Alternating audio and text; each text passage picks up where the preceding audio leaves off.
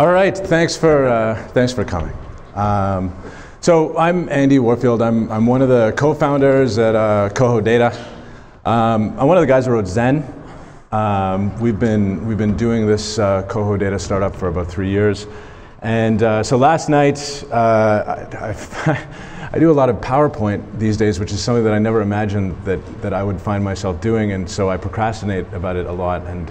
And it was a Canadian long weekend, and so last night I found myself preparing my PowerPoint for this thing, and I'm trying to find the mail from Tom about how long the session is, and I can't, and I prepared my slides, and then it was midnight, and then I finally found the email from Tom that said no vendor crap, and so then I erased my slides, prepared new slides. So these are vendor crapless free slides, but they're pretty random too, so feel free to dive in with questions or just to call BS on me if you don't agree, because that'll make this a lot more engaging.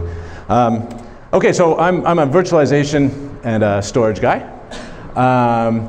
and so I'm giving this talk that's supposed to encapsulate some interesting ideas about the software-defined data center, and I sat down to write the slides, and I said, "Did you have a question?" Yeah. Oh, you look like you're about to jump in, Howard. I bet Howard jumps in before the end of this talk. Okay, so I don't know what it is. Right? And so, you know, I come from a background working in computer science and stuff, and so I can software define a data center. In fact, I've done a lot of work with C, and C even has a useful preprocessor tool for defining whatever the heck you want.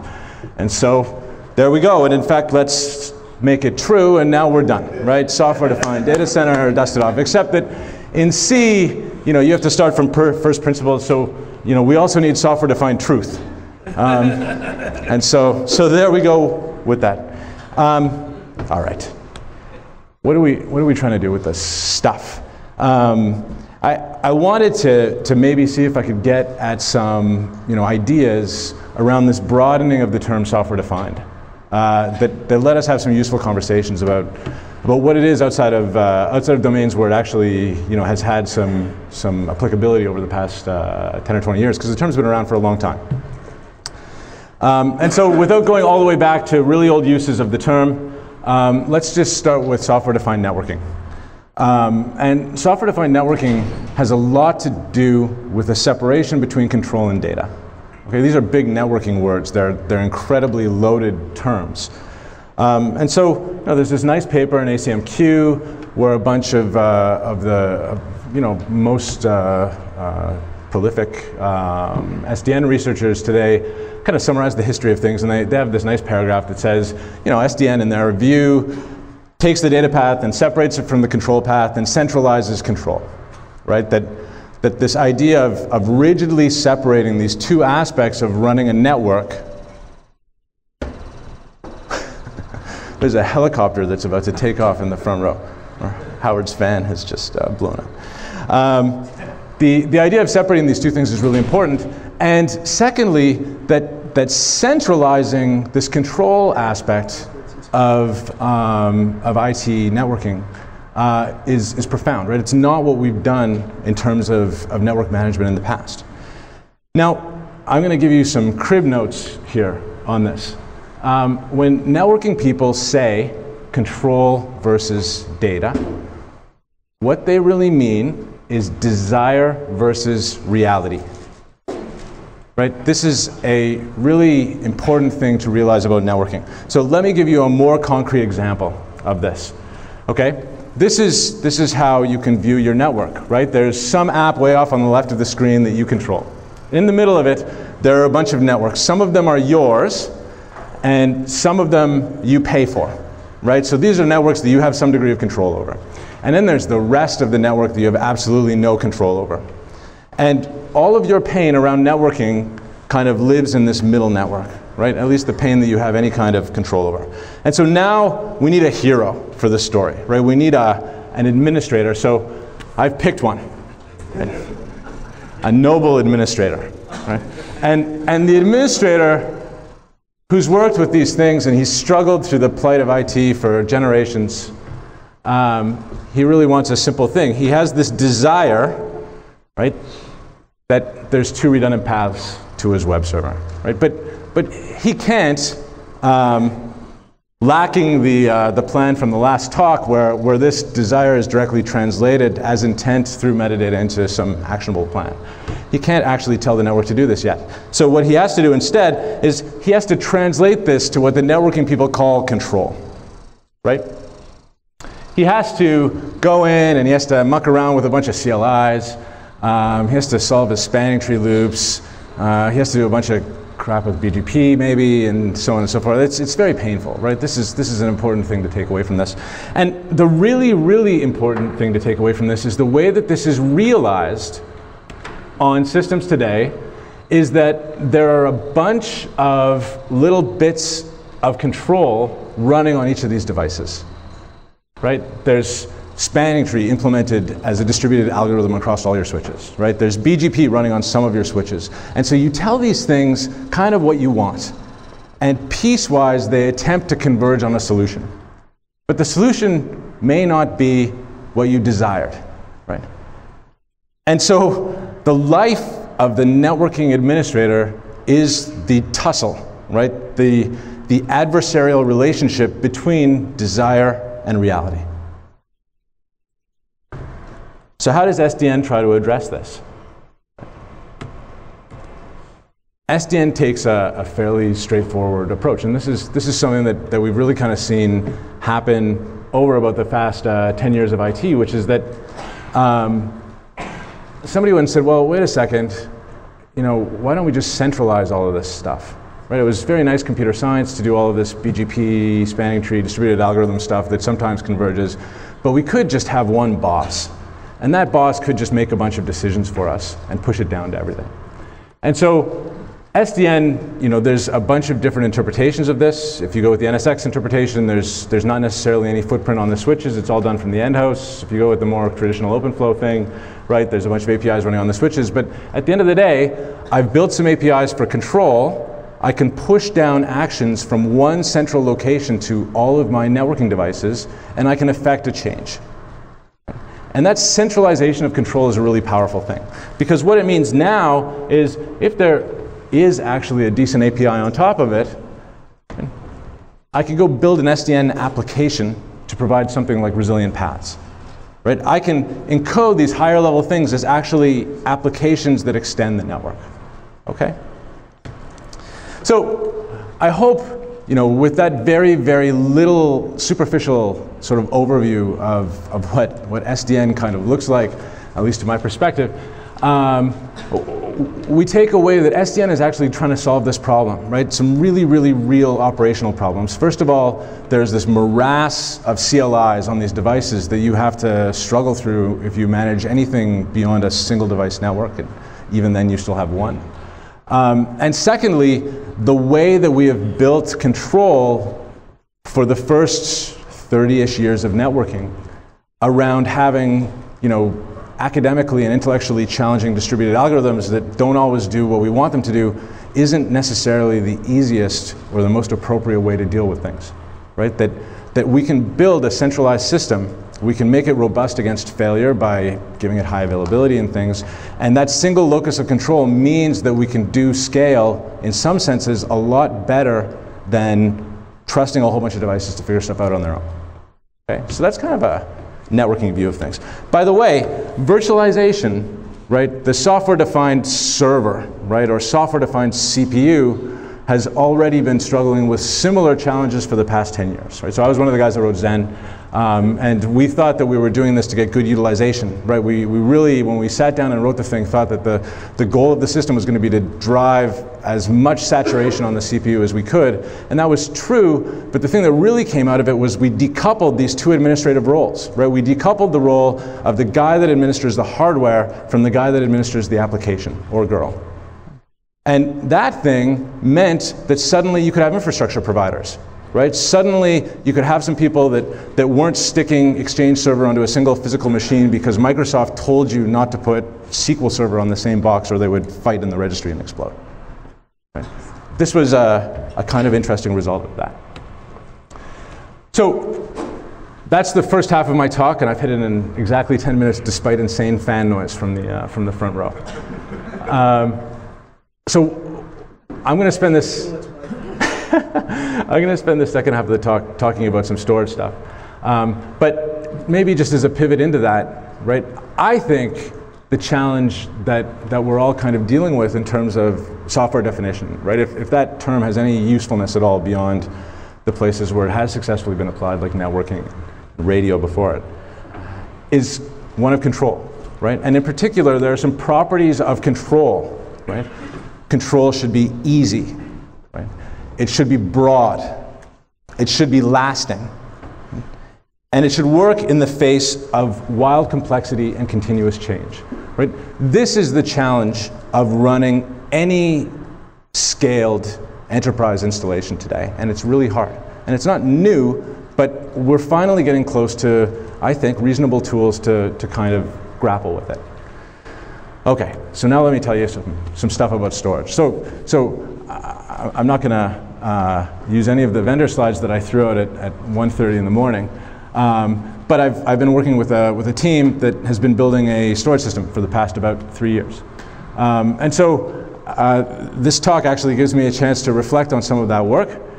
So I have a Shea Lounge, right, that I can lean back in and have a bit of a dialogue with you about some of the conversations that we've had inside the engineering end of this company, and some of the lessons that we've learned. And these are more lessons about the realities of hardware and IT environments than they are about, you know, how we built the thing, right? They're just kind of, you know, subtle engineering pivots. Inside the engineering group at Coho, a lot of people are from a research background or a virtualization product background.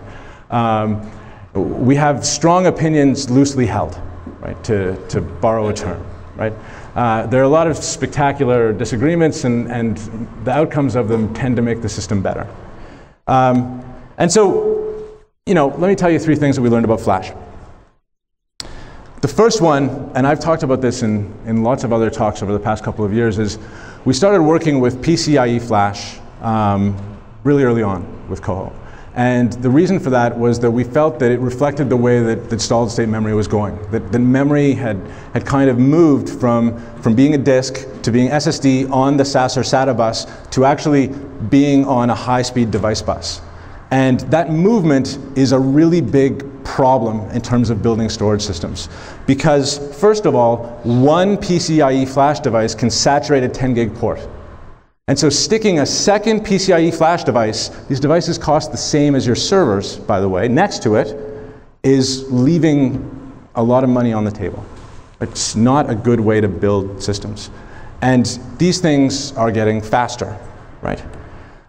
In fact, the second round of PCIe Flash that we're working with that'll come out later this year is twice as fast as the stuff that we've been struggling to get saturation out of for the last year. So everyone's very angry in the office right now because they're trying to deal with lock contention and stuff again, right? Flash is getting cheaper really fast. And so PCIe Flash costs $2 to $250 a gig, right? SATA or SAS Flash costs about 80 cents a gig. These things are doubling capacity and performance about every 18 to 24 months. So if you buy storage based on these technologies in the same way that you always have, right? Upfront purchase of 5 years of storage, in 2.5 years you are going to be angry.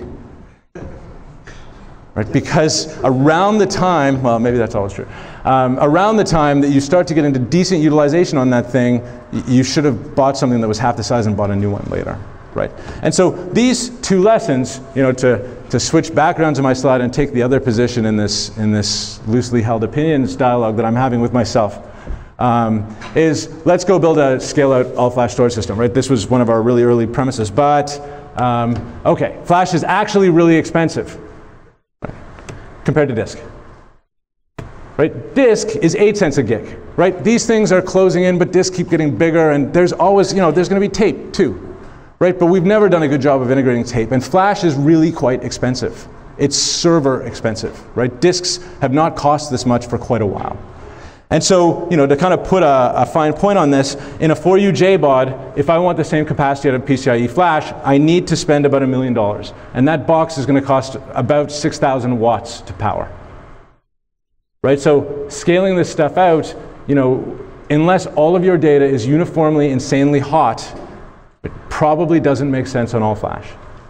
No problem.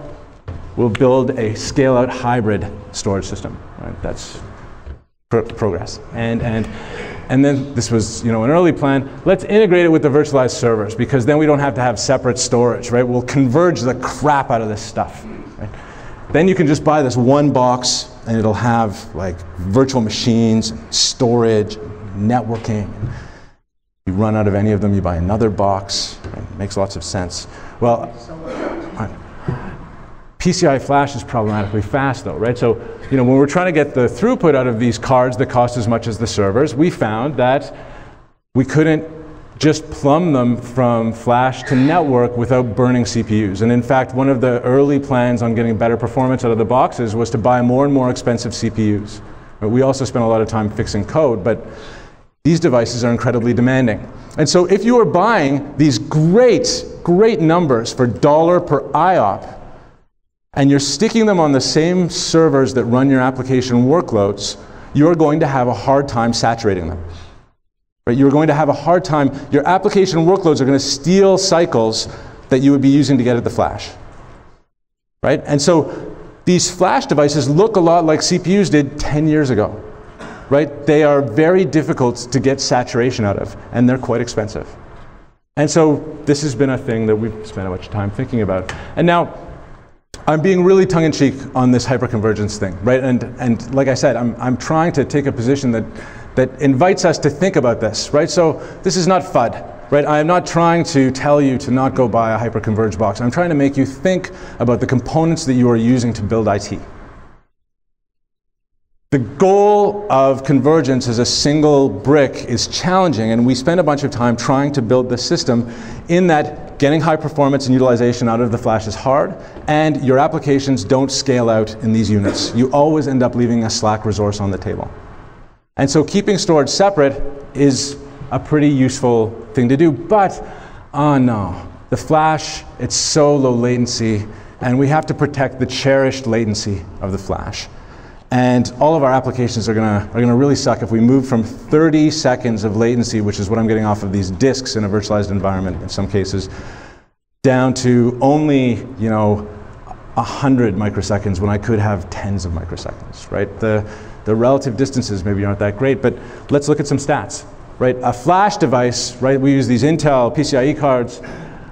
If you go directly to the device focused on latency, one request at a time, you can get latency down to 133 microseconds to the device, right? But you'll only get 6,000 IOPS, 7,000 IOPS off of the device because you're not getting any pipelining.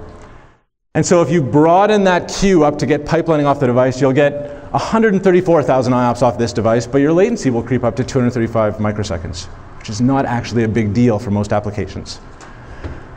The network round trip time, user space to user space, over a commodity 10 gig switch is 40 microseconds. So putting this stuff on the network is not the terrifying thing that you might otherwise imagine it to be. And if you're protecting your rights, you're doing it anyways. So, I'd argue that it's possible to get network attached performance, but you need to really focus on the data path. Okay. So where does this leave us? Well, from a storage in the software-defined perspective sense, it leaves us with a distributed set of very fast network-attached storage devices that we now have to build a storage system out of. We want to be able to add these devices over time, right? We want to get great performance off of them, right? We want to support lots of different protocols and tenants, and so we probably have a system that looks kind of like this, right? There's a bunch of applications, there's a bunch of network-attached storage, right? In fact, it kind of looks like this slide that I had earlier in the talk, right? Just that there's this data path here. And the way that we manage this is a big challenge. And so I think from a software-defined storage perspective, right, or from a software-defined data center perspective as it relates to storage systems spent 30 years really struggling with durability. And I think that we've kind of figured it out, right? There's a bunch of different techniques. There's no one size that fits everybody. But these devices have inverted the performance of the hardware that's used to build storage systems so much that nobody knows where to put them. Right? It's really hard to drive utilization off of them properly. And so storage is turning from a durability challenge, right? A challenge of building really safe vaults in single enclosures into one that lets you recognize these economics, turning a durability challenge into a connectivity one. And so that's my conclusion. I've gone over by, oh, I'm not over yet. I have 4 seconds left. I thought it was negative.